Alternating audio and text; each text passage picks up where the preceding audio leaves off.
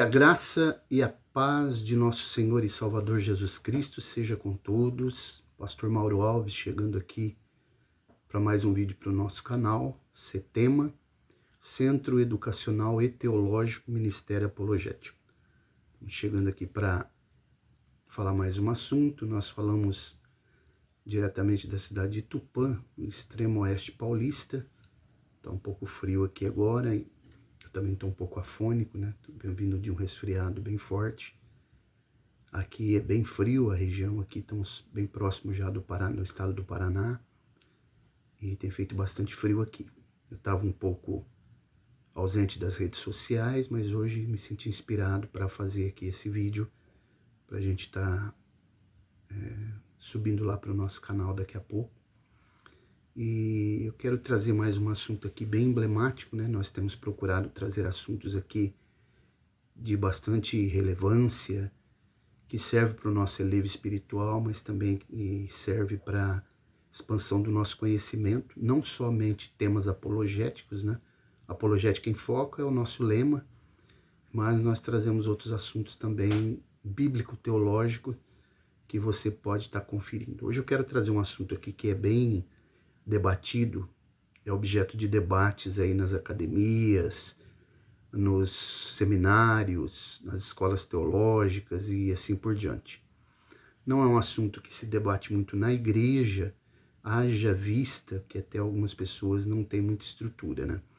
E hoje, qualquer coisa que a gente fala também a gente já é chamado de herege, porque eu sempre deixei muito claro aqui nos meus vídeos que eu sou um pastor da Assembleia de Deus, Ministério do Belém, só que eu não sou um pastor institucionalizado, eu sou um pastor bíblico, e eu sempre gosto de trazer aquilo que a Bíblia, para mim, está acima de qualquer teologia, ela enfatiza, né? Eu sou adepto à interpretação, o nosso método de interpretação é o histórico-gramatical, né? Ou seja, ipsiliterim, nós acreditamos naquilo que a Bíblia diz literalmente. Então, eu quero falar um assunto aqui que, dentro da interpretação assembleiana, que é o arraial que eu pertenço, a denominação que eu pertenço, tem uma outra interpretação daquilo que eu entendo que as escrituras apontam, né? Eu vou ler um texto aqui bem conhecido, peço que você também depois possa compartilhar esse vídeo para que possa expandir um pouco mais. Então, o primeiro texto que eu quero ler, eu quero trabalhar dois textos aqui, um está no Antigo Testamento e outro está no Novo, porque esses dois textos eles estão linkados, né? Um texto é correlato com o outro, paralelo. O livro do Gênesis, capítulo 6, é muito conhecido, né? Diz assim a palavra do Senhor, a santa, bendita e eterna palavra de Deus. E aconteceu que, como os homens começaram a multiplicar-se sobre a face da terra, e lhes nasceram filhas, viram os filhos de Deus que as filhas dos homens eram formosas e tomaram para si mulheres de todas as que escolheram. Então disse o Senhor, não contenderá o meu espírito para sempre com o homem, porque ele também é carne. Porém, os seus dias serão 120 anos. Aqui é exatamente o período que Noé vai ficar construindo a arca, né? É o período que Noé vai construir a arca, ele vai demorar mesmo aproximadamente 120 anos. Então, Deus está estabelecendo que agora a idade, aquela geração, ela duraria apenas 120 anos, porque era o período exato que Noé demoraria para construir a arca.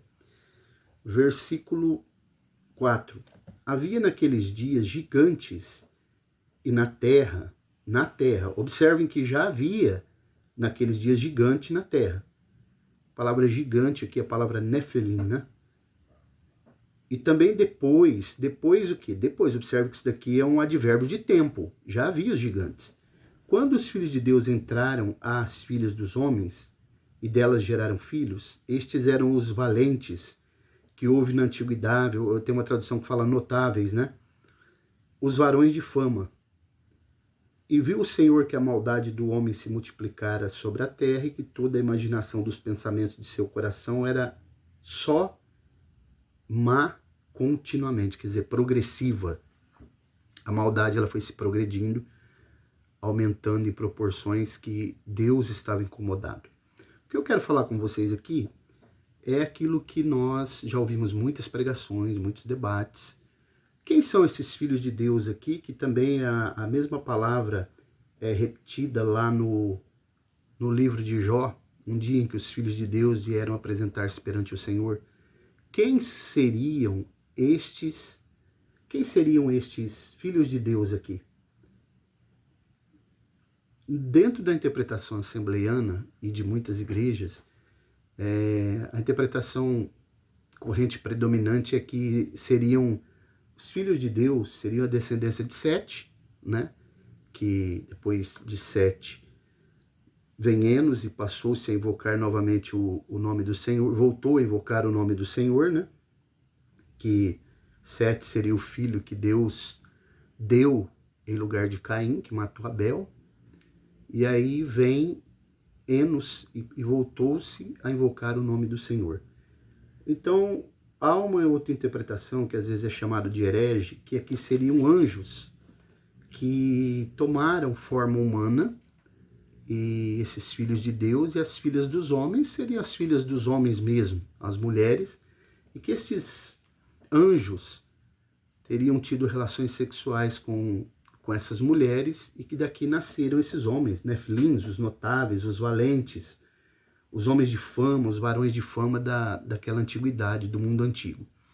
O problema é que qualquer coisa que você fala hoje que destoa da instituição, de uma teologia considerada um pouco mais ortodoxa, e olha que eu sou ortodoxo e bastante conservador, mas o fato é que quando a gente vai estudar apologética cristã, a gente aprende o seguinte: para você elencar ou você apontar um grupo religioso ou um movimento religioso, ou até mesmo uma pessoa como herege ou heresia, você precisa estudar alguns aspectos desse indivíduo ou desse grupo, que é o aspecto não só doutrinário, mas também sociológico e moral, porque senão você não pode catalogar aquele grupo como herege ou aquela determinada doutrina como heresia. A verdade é essa.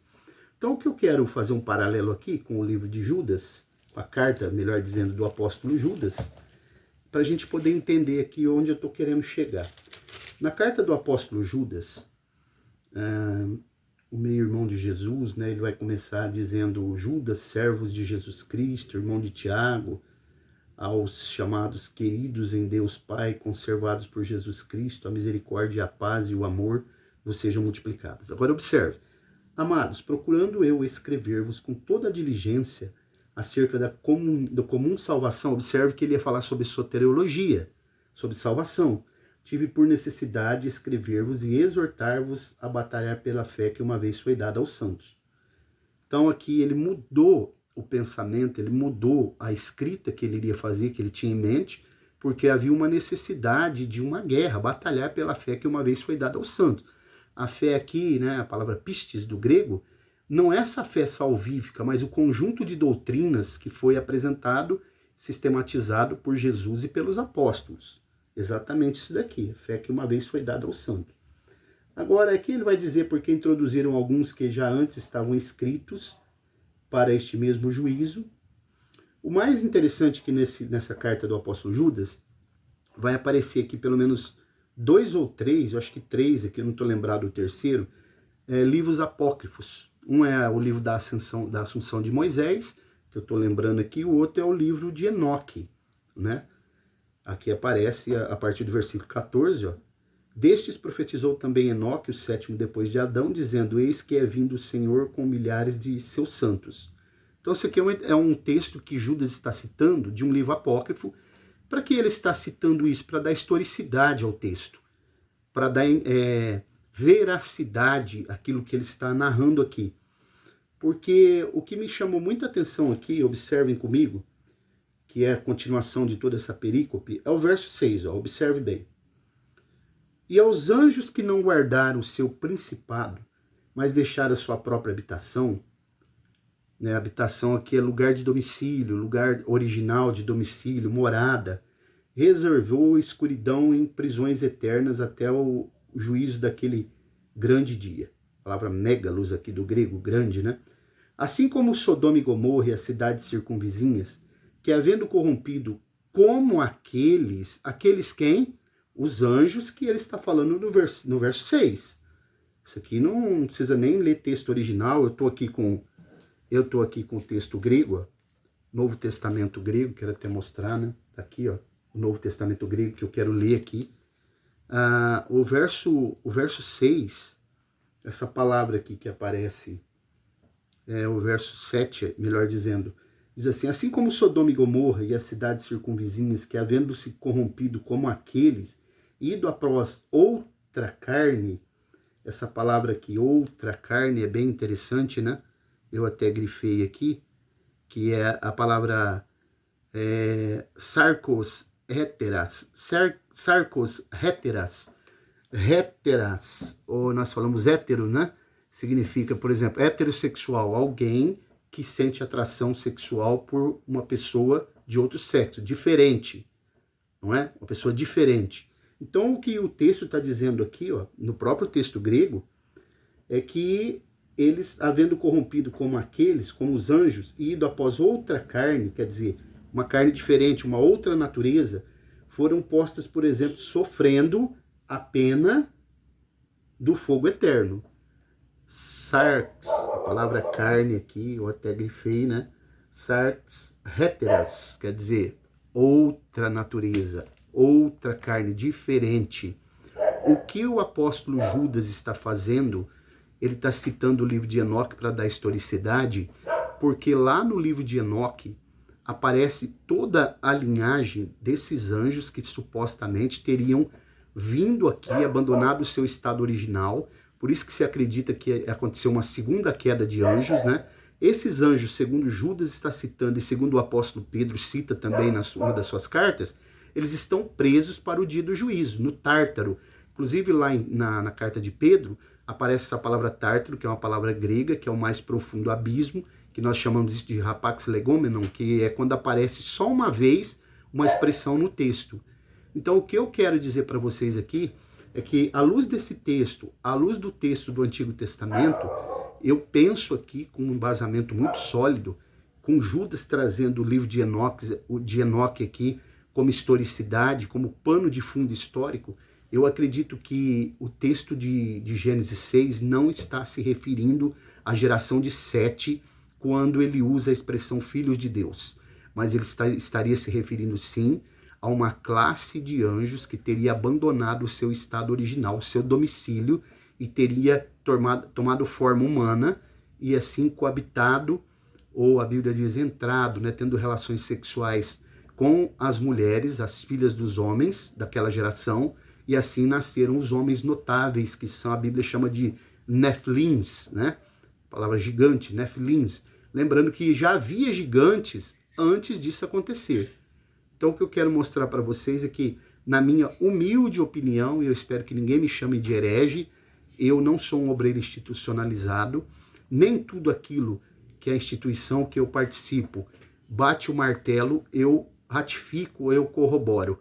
Para mim, alguém vai falar assim, mas as testemunhas de Jeová também têm esse pensamento. Mas não são só as testemunhas de Jeová.